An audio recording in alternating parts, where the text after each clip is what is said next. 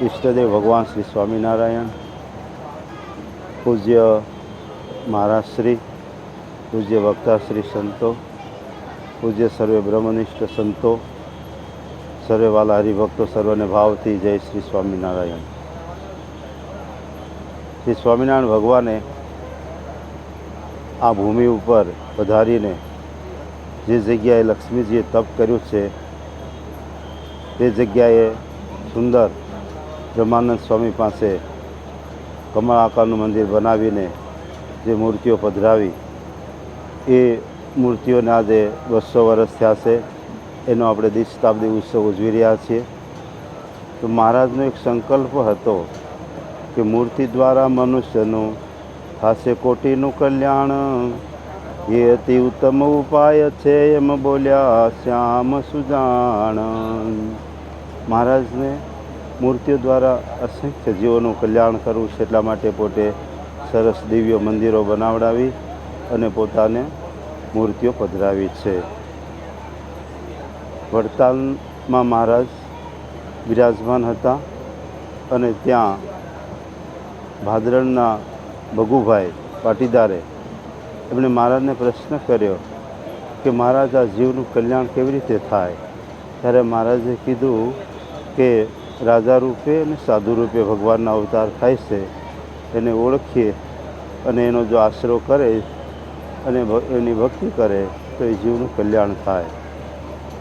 અને જ્યારે એ ભગવાન જ્યારે પૃથ્વી ઉપર ન હોય તો એમને મળેલા જે સંતો છે એને મળવાથી અને ભગવાનની ભક્તિ કરે એ જીવનું કલ્યાણ થાય. એટલે મળેલા સંતોને એટલા માટે કીધું કે રઘુજી મહારાજે વચનામૃત ભાષ્યમાં એ મળેલા સંતો બાબત વિવરણ કરતાં બતાવ્યું કે મહારાજે પોતે એમને શિક્ષિત કર્યા છે.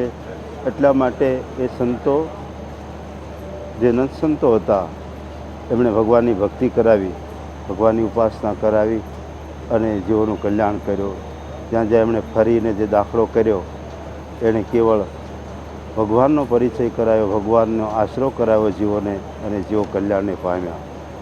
તો મહારાજ કે એવા જે સંતો ન હોય ત્યારે ભગવાનની જે મૂર્તિ છે એ મૂર્તિ દ્વારા જીવનું કલ્યાણ થાય. એટલા માટે મહારાજે પોતે જે મૂર્તિઓ પધરાવી છે અથવા મહારાજની આજ્ઞાથી જે આચાર્ય મહારાજ જે મૂર્તિઓની પ્રતિષ્ઠા કરે છે કે મૂર્તિઓ આપે છે એ મૂર્તિનો આશરો રાખી અને ધર્મ પાળીને એ મૂર્તિઓની જો ભક્તિ કરે, એની સેવા કરે તો જરૂર જીવનું કલ્યાણ થાય. એટલા માટે આવી સરસ દિવ્ય મૂર્તિઓ મહારાજે પધરાવી છે અને 200 વર્ષથી બધી જે લોકો એની ભક્તિ કરતા આવ્યા છે, જે એની સેવા કરતા આવ્યા છે, એ બધા જીવો કલ્યાણને પામ્યા, આ લોકમાં પણ સુખી થયા. એવી જ રીતે આ મૂર્તિઓની ભવિષ્યમાં પણ જે લોકો દર્શન કરશે, સેવા કરશે, એનો આશરો કરશે, બધા જીવોનું કલ્યાણ થશે. એ મૂર્તિઓમાં પ્રગટ ભગવાન રહેલા છે. એ મૂર્તિઓની જ્યારે પ્રતિષ્ઠા થઈ ત્યારે ગાયકવાડ સરકારે જે હાર આપ્યો છે, ગૌતમ સ્વામી કહેતા કે એ હારની વેલ્યુ અમે કરાવી એના સરકારી વેલ્યુઅર પાસે, તો એમ કીધું કે આ હાર જે છે અમૂલ્ય છે અને એની કિંમત આખી સંસ્થાની કિંમત કરતાં પણ વધારે છે.